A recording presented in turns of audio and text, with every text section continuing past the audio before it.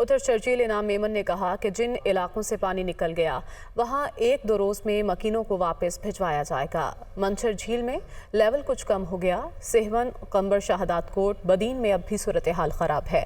کٹ لگانے کا فیصلہ آبپاشی کے ماہرین کرتے ہیں۔ وہ میڈیا کو بریفنگ دے رہے تھے۔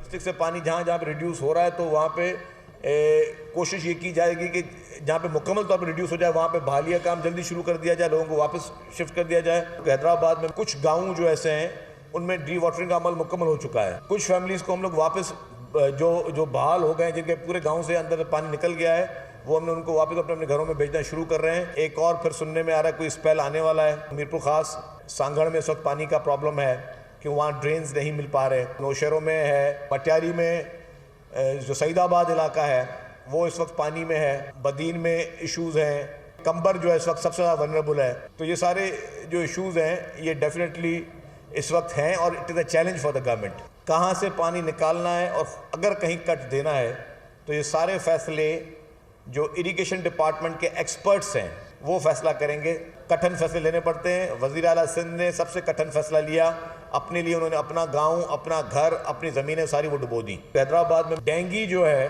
وہ بہت ریپڈلی بڑھ رہا ہے۔ میری گزارش ہوگی تمام لوگوں سے کہ احتیاط کریں۔